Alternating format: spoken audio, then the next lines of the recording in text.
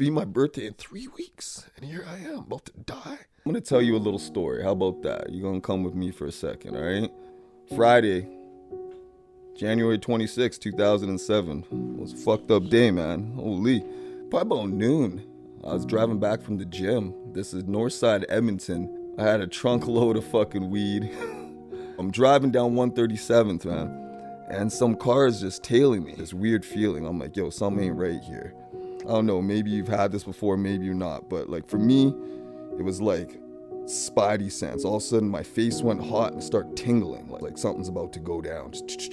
And anyways, I'm driving and I'm about to get home and my apartment's to the left and I'm like, nah, I don't want to pull in. Fuck that. I go past my driveway. I bust this hard right. I'm in the residential section.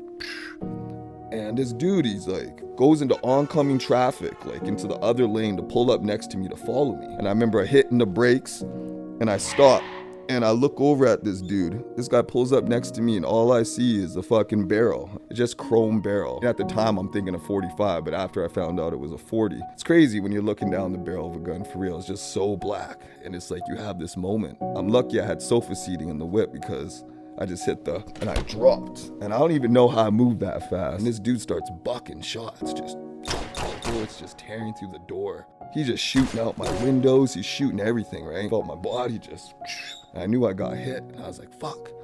It's almost like, I've never been hit by a truck, but I can imagine if a vehicle was as hard as a truck, but this small, that's how it'd feel when it punch you, right? Like my whole body shook. He was shooting at my head. He was shooting, I think he thought I was dead, but then he started shooting in the door and all of a sudden I feel my stomach. I'm like, fuck. I remember the warm liquid in the stomach. I was like, oh, damn, dog. That woo shit, you ever hear that kid, Ghostface and he says on Can It Be So Simple remix, that's the first thing that came to my head. They could try to assassinate me. That's the voice I heard. It's crazy. One of them ended up grazing my neck. I went, finally the bullet stopped and he thinks I'm dead and he's peeling off. And I'm like, whew. And I slowly get up and I'm looking over the dash and I'm so relieved he's gone. And I remember opening the door to step out. That's probably the craziest pain I ever felt. And I look at my arm, my left shoulder felt like it was over here. I was like, what the fuck? And it's just blood coming through. Fuck, this motherfucker fucking shot me up.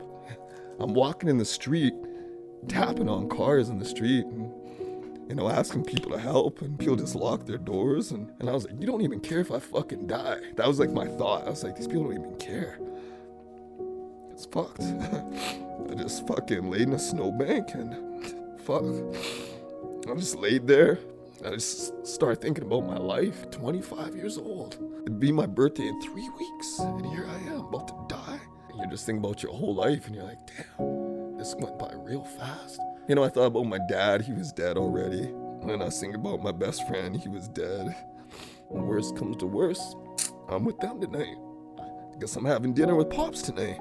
And that kind of made me happy for a second, but then I thought about my mom. I was like, if I fucking die, my mom's gonna fucking self-destruct. I can't die, yo. And so then I'm thinking, I'm like, what do I gotta do? And I just lay in the snowbank, and I remember I was gonna call 911 first, but then I was like, no, I gotta call my mom, because if I don't make it, she will never heard from me again. So I called my mom, and she's not answering. And I left the most fucked up message any kid could leave on their mom's phone probably. Yo, mom, I'm on the side of the road. This motherfucker shot me up. If I don't make it, I just want you to know how much I love you. And then I hung up.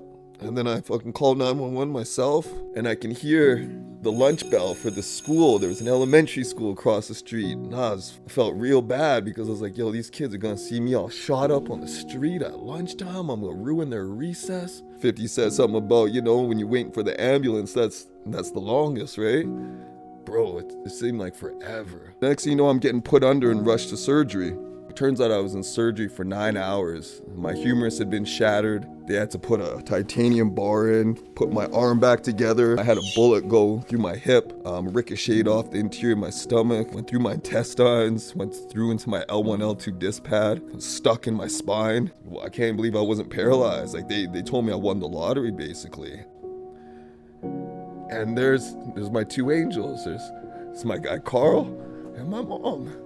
And they're standing over me and they're just, and then all of a sudden you realize it's like the whole time you'd almost just been vibrating. So sometimes I wonder when you die if it's just like that, you just kind of vibrate for the rest of time. Fucking, I had 6 surgeries in 5 days. It was just like, but you know, I learned a lot about myself, you know what I mean? And you know what's crazy is now when I look at it, it's like, I wouldn't change nothing. It's like, if I don't go through that shit, I wouldn't be me. And I wouldn't want to be nowhere else. So, like, every day I wake up, it's like the lottery. It's like, I'm still here, dog. It's like, I'm still here. That's why it's so easy to be passionate every day, because it's so easy not to be here, you know?